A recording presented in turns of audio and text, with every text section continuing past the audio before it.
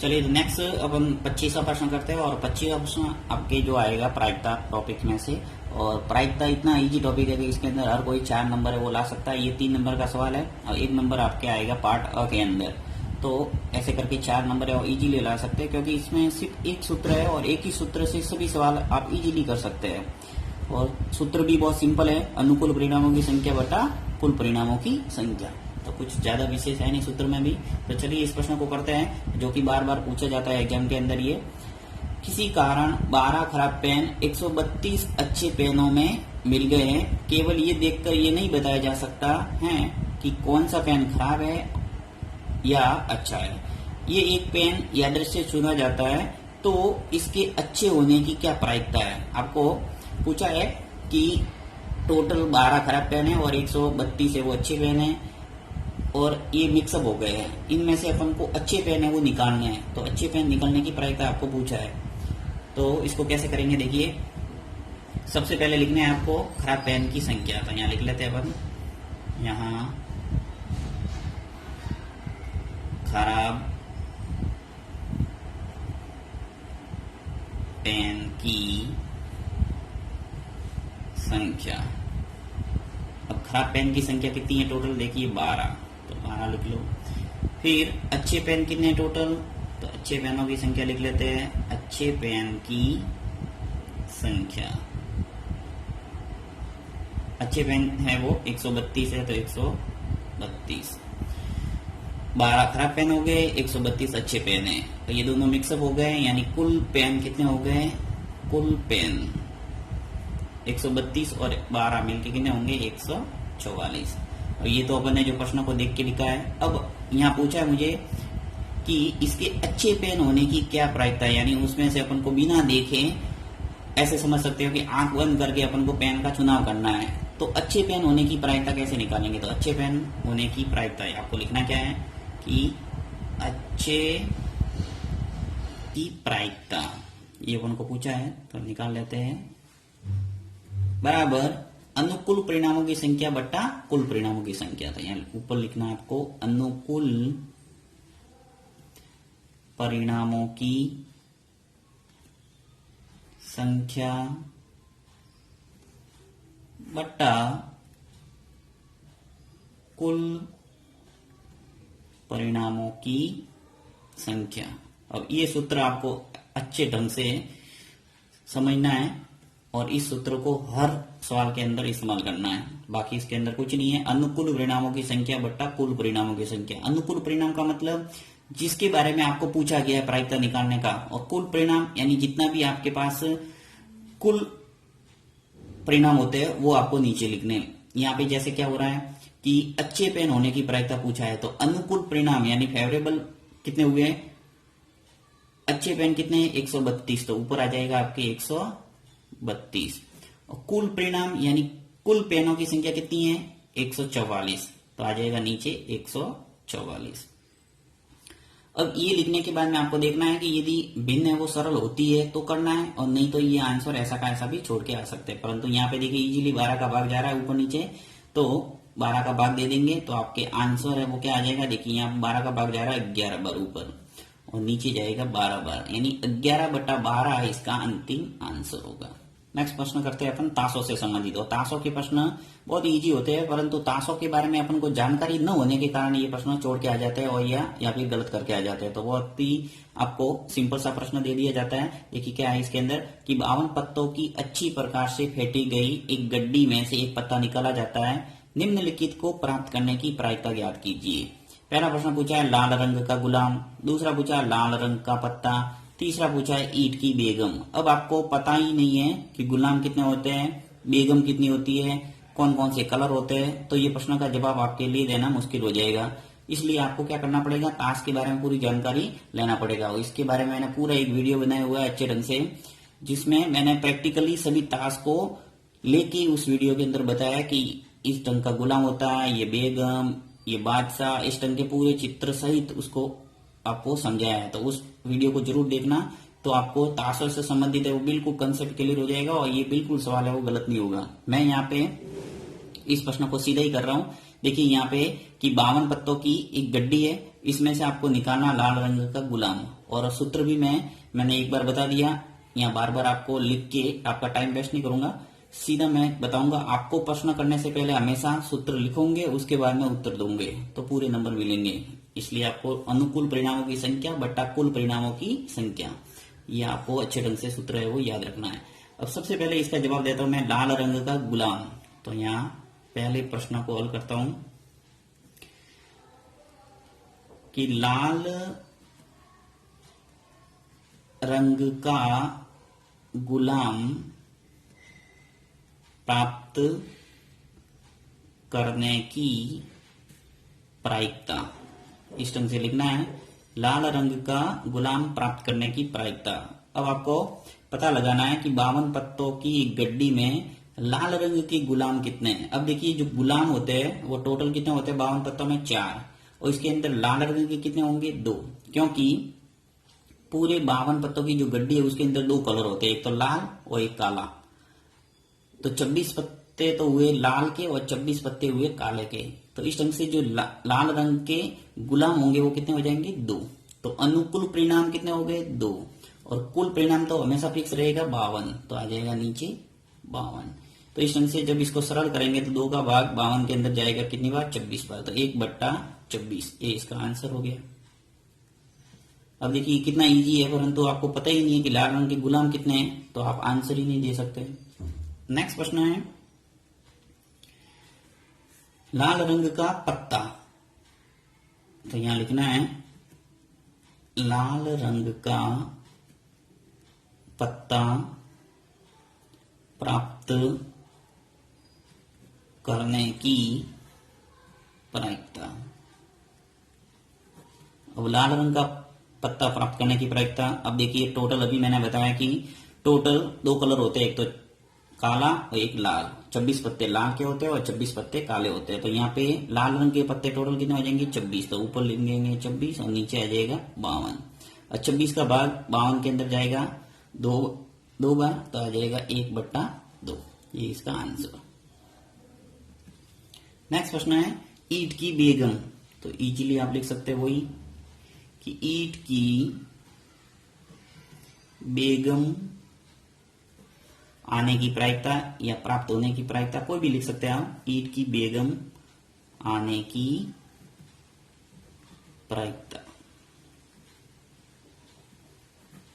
और ईंट की बेगम आने की प्रायिकता वही अनुकूल परिणामों की संख्या बटा कुल परिणामों की संख्या। तो अनुकूल परिणाम कितने हो जाएंगे, देखिए अब बेगम होते हैं टोटल 4, इसके अंदर ईंट की बेगम होगी सिर्फ 1, तो ऊपर आ जाएगा 1 अनुकूल परिणाम, और कुल परिणाम कितने हो जाएंगे 52।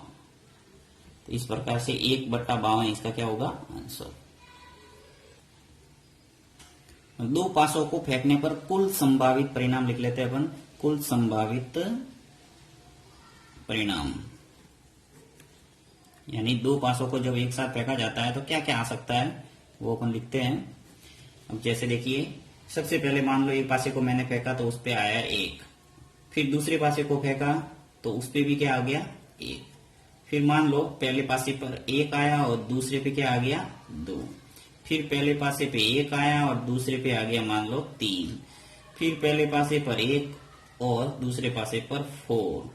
तो इस ढंग से आपको क्या करना है, सभी लिखने हैं, जो भी संभावित परिणाम है 6 तक आ सकता है, क्योंकि पासे पर 1 से लगाकर कहां तक अंक होते हैं, टोटल 6। वापस दूसरी कंडीशन ऐसी हो सकती है कि जब पहले पासे को मैंने फेंका तो उस पे आ गया 2 और दूसरे पासे पर 1 आ गया, फिर वापस पहले पासे पर 2 और दूसरे पासे पर क्या आ गया 2, फिर पहले पासे पे 2 और दूसरे पासे पे 3। तो इस ढंग से आपको बस याद रखना, लिखने का तरीका आप एक बार देख लोगे तो इजीली आप लिख सकते हो। फिर आप कोई भी प्रश्न इनसे संबंधित पूछा जाए इजीली इनमें से पता लगा सकते हैं। 2 4, 2 5 और 2 6। इसी प्रकार फिर 3 1, 3 2, 3 3, 3 4, 3 5 और 3 6। फिर 4 1, 4 2, 4 3, 4 4, 4 5, 4 6।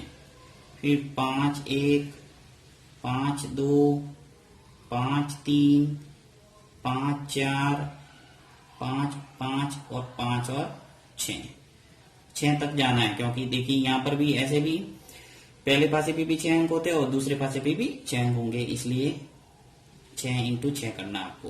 तो 6 1, 6 2, 6 3, 6 4, 6 5 और 6 6।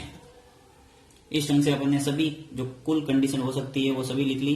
अब इनमें से अपन को पता लगाना कि जो पूछा है उनको अलग करना। तो देखिए क्या है कि उसकी क्या प्रायिकता है कि उन पर न तो समान अंक आए, तो इसमें से जो समान समान अंक है उनको अलग कर दो, और साथ ही पूछा है न ही अंकों का योग 9 आए। अंकों का जो योग 9 हो रहा है वो भी अपन को क्या करना है, अलग करना है। तो यहां लिख लेता हूं मैं,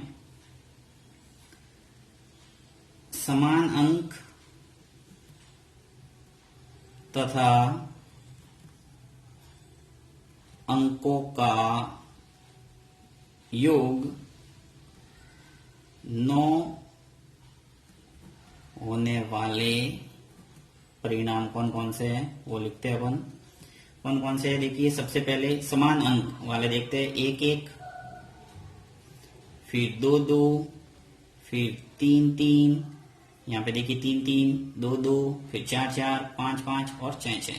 तो ये सब आ जाएंगे 4 4, 5 5 और 6 और 6। अब यहाँ वो देखते हैं जहां अंकों का योग 9 हो रहा है। तो अंकों का योग 9 कहाँ होगा, देखिए यहाँ पे 4 5 और 5 4, इसी प्रकार 6 3 और 3 6। ये तो ये सब कंडीशन होंगी जाएगी 9 वाली। तो हम लिख लेते हैं 3 और 6 और 6 और 3, इसी प्रकार 4 और 5 और 5 और 5 और 4। अब गिन लेते हैं ये टोटल कितनी कंडीशन हो गई, देखिए 1 2 3 4 5 6 7 8 9 और 10। तो इसमें से जो टोटल कंडीशन कितनी है, 1 2 3 4 5 6, तो 6 इंटू 6 36 हो गए, यानी कुल संभावित परिणाम कितने हैं 36, यानी कुल परिणाम तो हो गए अपने 36। अब अपन को अनुकूल परिणाम निकालने हैं। तो अनुकूल परिणाम कैसे निकलेगा, इन 10 को घटा देंगे 36 में से, तो आ जाएगा जो संख्या वो है अनुकूल परिणाम। तो अनुकूल परिणाम कितने हो गए 26, क्योंकि 36 में से 10 गया तो कितना बचे 26। तो आपको 26 बट्टा लिखना है 36।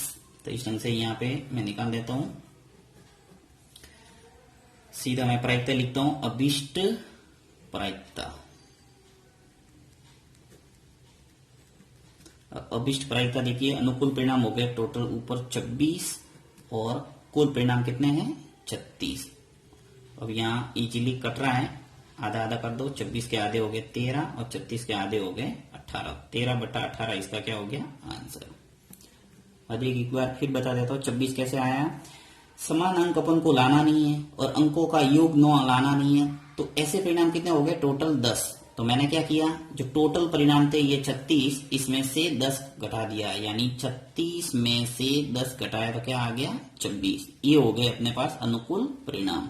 तो वो मैंने ऊपर लिखा अनुकूल परिणाम, और कुल परिणाम कितने हैं 36।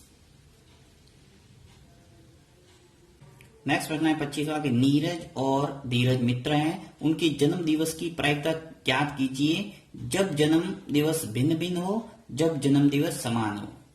तो यहाँ पे आपको देखिए टोटल एक वर्ष के अंदर कितने दिन होते हैं 365। तो 365 में से आपको निकालना है कि जब जन्म दिवस भिन्न भिन्न हो। अब जैसे मान लो नीरज का जन्म दिवस है, वो किसी भी एक दिन को अपन निर्धारित कर लेते हैं, मान लो 25 जनवरी को इसका जन्म दिवस है, तो नीरज का 25 जनवरी को फिक्स हो गया, तो पीछे बचा धीरज। तो धीरज का जो जन्म दिवस है वो किस में से होगा 365 में से एक दिन तो चला गया, तो कितने बचे पीछे 367। यानी कि जब अलग अलग की बात हो रही है भिन्न भिन्न, तो अनुकूल परिणाम हो जाएंगे 367। और जब जन्म दिवस समान हो यानी एक ही दिन हो, अब 25 जनवरी को अपने नीरज का जन्म दिवस है, तो धीरज का भी किस में होगा 25 जनवरी को, यानी एक दिन फिक्स हो गया, तो एक बट्टा आ जाएगा 365। तो बस इजीली आपको याद रखना है कि जब एक ही दिवस यानी समान की जब बात हो रही है तो 1/365 लिखना है, और जब भिन्न भिन्न की बात हो रही है तो लिखना है 367/365। करना कैसे है, पहले प्रश्न का उत्तर देते हैं कि जब जन्म दिवस भिन्न भिन्न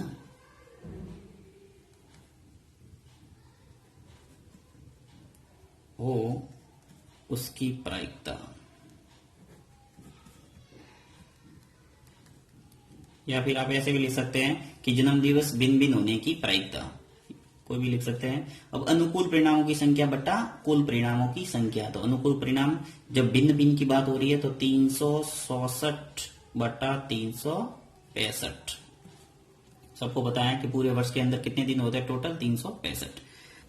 नेक्स्ट पूछा है जब जन्म दिवस समान हो यानी एक ही दिन हो, तो लिखना है आपको जब जन्म दिवस समान हो उसकी प्रायिकता। अब अनुकूल परिणाम कितना हो जाएंगे, जब जन्म दिवस समान हो यानी एक ही दिन हो, तो एक ही दिन आपके फिक्स हो गया एक, और टोटल अनुकूल कुल परिणाम कितने हैं 365, तो 1 बटा 365। ये आपके हो गए आंसर।